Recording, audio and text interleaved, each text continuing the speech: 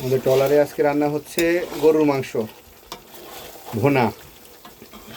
এই যে আমাদের বাবুর্চি আজকের আমাদের ছোট ভাই সাংবাদিক জুবায়ের, উপকূলের সাংবাদিক, তার আয়োজনে আজকের এই প্রোগ্রাম। সেই রান্না করে আমাদের খাওয়াচ্ছে। একেবারে গরুর মাংস ভুনা হচ্ছে এখানে।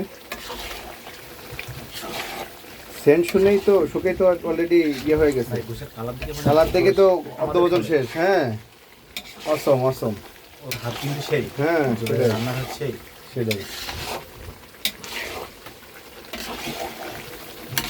আগে এক সময় কাঠের চুলায় রান্না হলেও ট্রলারগুলোতে এখন এই যে গ্যাসের চুলায় রান্না করা হয়। আমরা এখন রয়েছি সুন্দরবনের টাটের মুখে, অর্থাৎ এটা মালঞ্চ নদীর টাটের মুখ।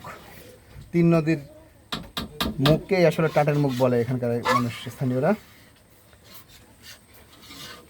পশুরতলা এবং মালঞ্চ নদীর মিলনস্থল। শরতের আকাশ, থোকা থোকা মেঘ আছে। বর্ষায় সুন্দরবনের সৌন্দর্য একটু ভিন্ন রকম। সাধারণত সুন্দরবনে ভ্রমণের সময়টা মূলত নির্ধারণ করা হয় শীতকালে, তবে বর্ষায় যে সুন্দরবনের সৌন্দর্য সেটা দেখার জন্য বর্ষায় আসা লাগবে। এটা এই সময় না আসলে আসলে বোঝা যায় না। কখনো মেঘ, কখনো বৃষ্টি। এই অবস্থার মধ্যে আমরা দেখছি একটু পানি দেওয়া লাগবে মনে হয় না? পানি দেবো না, কষাই নিয়ে দিয়ে দেওয়া হয়। যে আমাদের সঙ্গীরা সবাই মাছ ধরতে চরে উঠেছে। এটা একটা কেওড়ার চর। ও যে ভিতরে সবাই মাছ ধরার চেষ্টা করছে আর কি। ছোটো একটা খাল আছে ভেতরে, সেই খালে মাছ ধরার চেষ্টা চলছে। নদী একেবারেই শান্ত এখন।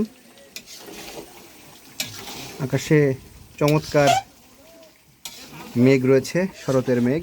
ওই যে আমাদের সহকর্মীরা মাছ ধরার চেষ্টা করছে। আকাশ দেখতেই ভালো লাগে আসলে। এই সুন্দরবনে এসে এখান থেকে আকাশ দেখা আর শহর থেকে আকাশ দেখার মধ্যে অনেক পার্থক্য রয়েছে।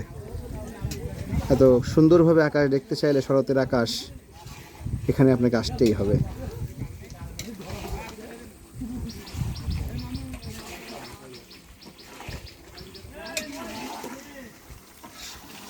সুন্দরবন সফর আমরা একদিনের জন্য আজকে এসেছি। আমরা এখানে সকালে নেমেছি বন বিভাগ থেকে পাস পারমিট নিয়ে। আমাদের সহকর্মীরা নিজেরা আনন্দ করছেন, চরে নেমে তারা মাছ ধরার চেষ্টা করছেন। যদিও এই সময়টিতে মাছ একটু কম হয়, কারণ গনমুখ বলে একটা কথা রয়েছে। গনমুখ এবং ভাটিকা, এই দুটি বিষয় রয়েছে সুন্দরবনে। যখন ভাটিকা থাকে তখন মাছ কম ধরা পড়ে, এবং যখন গনমুখ বলা হয় অর্থাৎ পূর্ণিমার সময়, তখন কিন্তু মাছ বেশি হয়। আর এটি নির্ধারণ হয় চাঁদ ওঠার 15 দিন এবং অস্ত যাওয়ার 15 দিন, এভাবে আসলে গনটা নির্ধারণ করা হয়। জুবায়ের, আমরা খাইতে খাইতে কটা বাজবে? দেখি কয়টা বাজে, দেখা যাক। 2টা 2:30টার মধ্যে হবে আশা করা যায়। 2টা 2:30টার মধ্যে। তো অসাধারণ আয়োজন, তোমাকে অসংখ্য ধন্যবাদ। এত সুন্দর করে রান্না করছো আমাদের জন্য। আশা করি খেতেও খুব ভালো লাগবে। আমাদের দর্শকদের একটু দেখাই আমরা এটা। ধন্যবাদ সবাইকে।